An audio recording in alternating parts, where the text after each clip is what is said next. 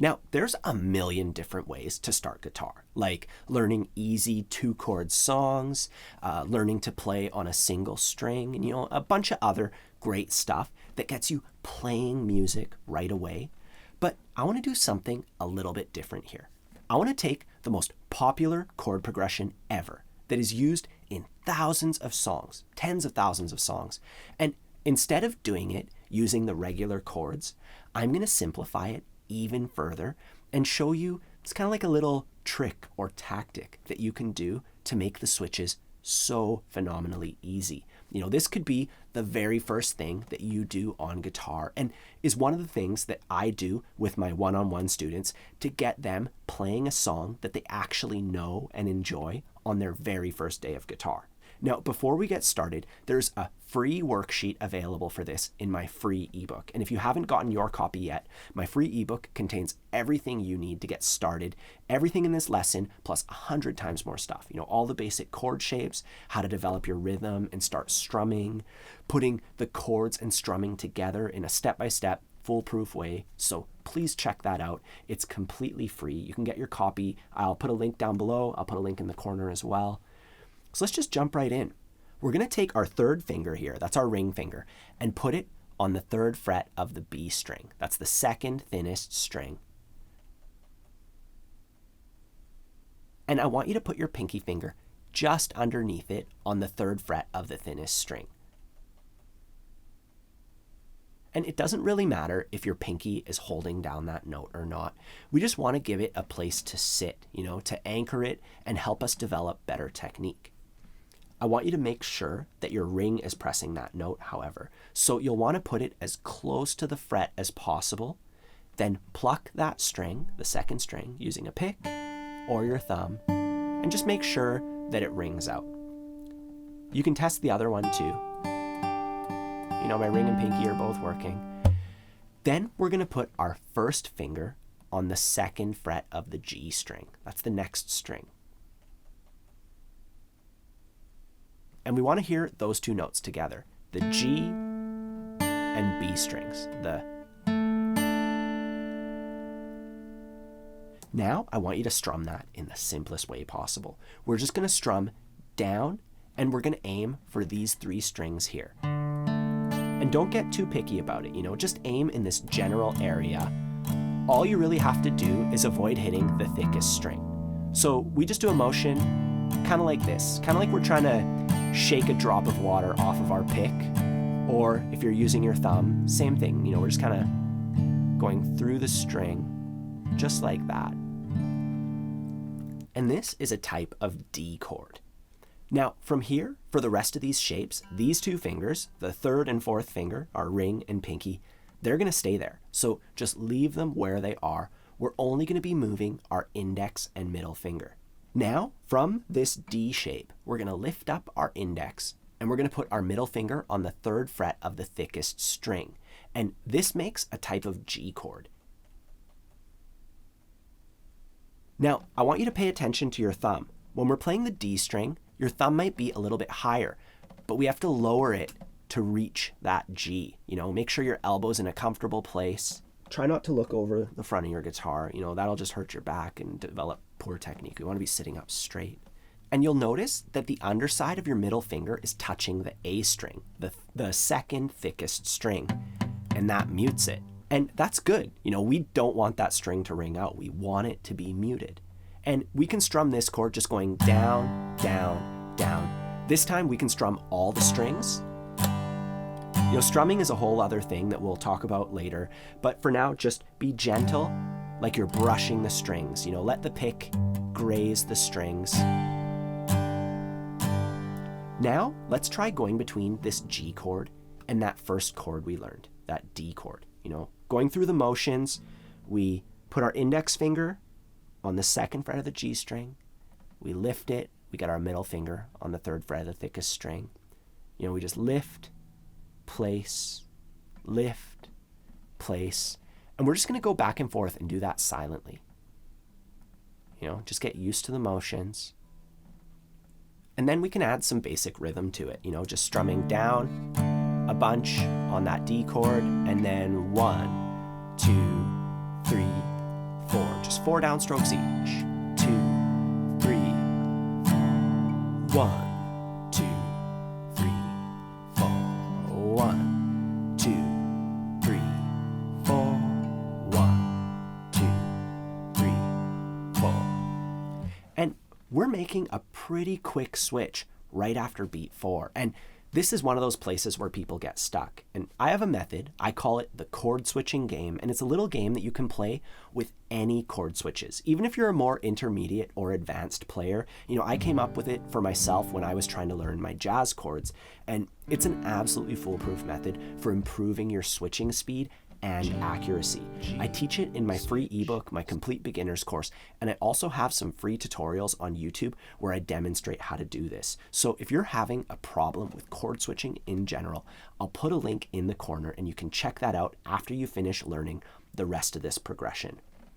Anyways, with those 2 chords, we can already start to play some real songs. You could do What I Got by Sublime. Early in the morning, rising to the street, light me up that cigarette, and now strap shoes on my feet. There's a few G and D only songs, but let's move forward and add a couple more chords, and then we can unlock tons of songs. We're gonna go back to D, back to our starting point, and from here, we're gonna lift our first finger, and we're gonna put down our index finger on the 2nd fret of A. That's the 2nd thickest string at the 2nd fret, and our middle finger is going to go underneath it, also on the 2nd fret of the D string. So now we're going to have to place 2 fingers when we switch. This is an E minor chord, and for this chord we can strum all the strings, and I want you to try your best to curl your fingers. We arch our fingers nicely. If they sag too much, it sounds okay, but we end up missing some strings. So we get our thumb in a nice position, maybe a little bit lower, and we arch our fingers. It takes a while to really nail like every single string and make them sound perfect. And that's a process that you can go through. But for now, let's just get back to our current goal of learning this progression. The next thing we need to do is isolate the switch from D to E minor. So from D, my first finger goes to the 2nd fret and my middle finger goes under it. And we just keep doing that motion over and over again. You might have to place your fingers 1, 2. Just be consistent with your motions.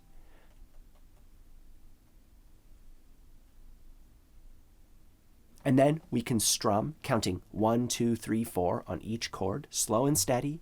1, 2, 3, 4. 1, 2, 3, 4. 1, 2, 3, 4. 1, 2, 3, 4. And you do that a whole bunch. And then finally, from this E minor, we have one more chord shape.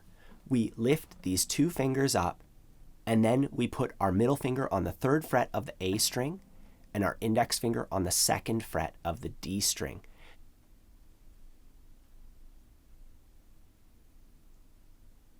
Now, it's helpful here if our middle finger is resting underneath the thickest string.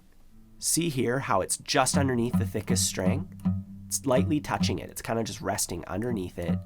And muting the excess strings is going to be one of the most useful tools in your repertoire as a strummer. There are so many chords that they don't use all the strings, so we need to mute them, or else when we strum the strings, they ring out and they kind of ruin our chord.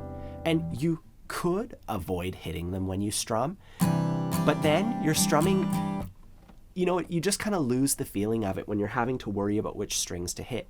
You want to be able to mute the strings. That way you can just keep a consistent strumming motion the whole time. On that D chord, I put my thumb over the top to take care of the thickest string.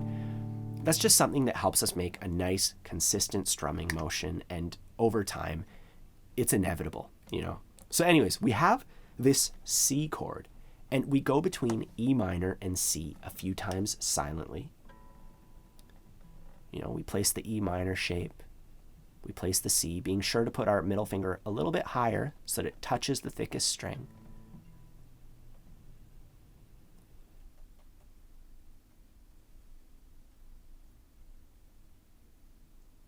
And then once we've gotten used to the motions, we add some strumming. 1, 2, 3, 4. 1, 2, 3, 4. 1, 2, 3, 4. 1, 2, 3, 4. And that's it for the chords. But really quickly, I want to practice switching from the C chord to the G chord, because our progression ends with C, and then when we start it again, we go back into G. And it's a really straightforward switch. We have this C chord, and then we just take these two fingers and we just move them up and we get our G. It's one of the quickest ones. So we just try it with downstrokes. 1, 2, 3, 4.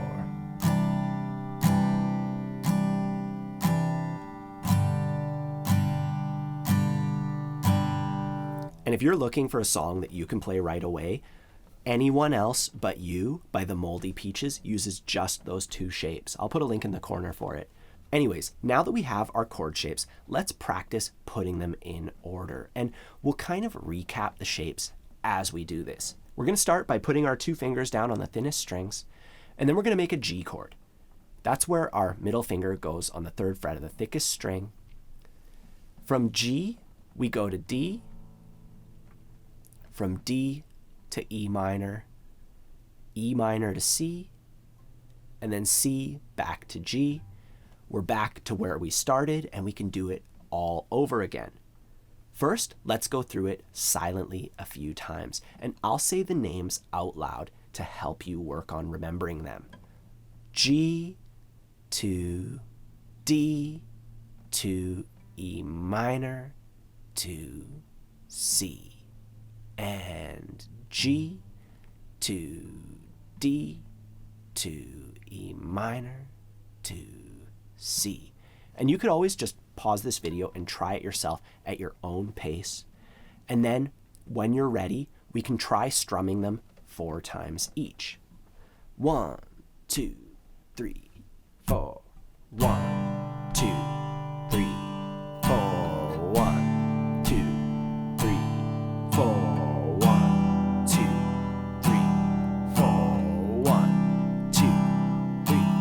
Country roads, take me home to the place I belong. When I find myself in times of trouble, Mother Mary comes to me. And the only thing left to do to really make the song come to life is to add some more rhythm. And that's a whole subject unto itself. But just for the sake of this lesson, I want to add a really basic, super useful pattern. Down, down, down, down, up. We count to 4, and on beats 1, 2, 3, we play a downstroke on each of those beats. And then on 4, we play a down up, treating that down up like a single unit. 1, 2, 3, 4. 1, 2, 3, 4. 1, 2, 3, 4. And it's really important to focus on keeping a steady pace because the rhythm has to keep going. That's the most important part. That's what feels awkward when somebody's not very good at playing music. It's because they're pausing all the time,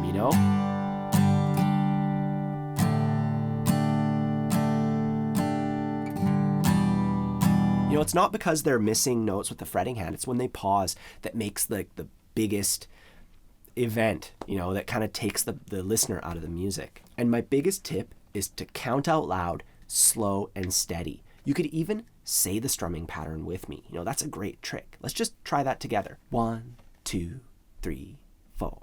Down, down, down, down, up, down, down, down, down, up, down, down, down, down, up. You could even clap your hands as you're saying it. Down, down, up, down, down, down, down, up. We get the rhythm inside by saying it, and then we just have to tell our strumming hand what to do, Down, down, just do that a whole bunch.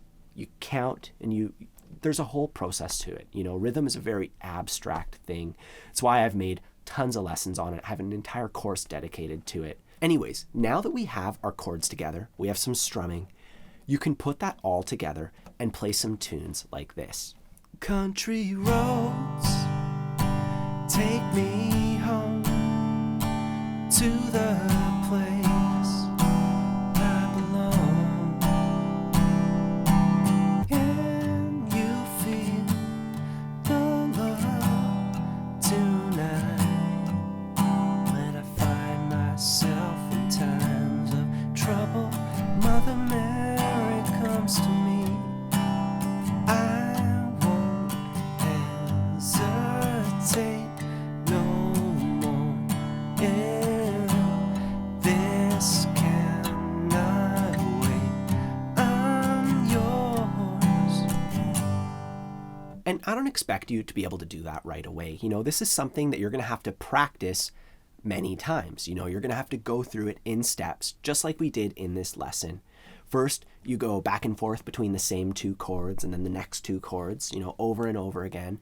And then you try to do that for the whole progression. You add in the downstrokes, some element of simple rhythm. You develop that rhythm, learning a strumming pattern.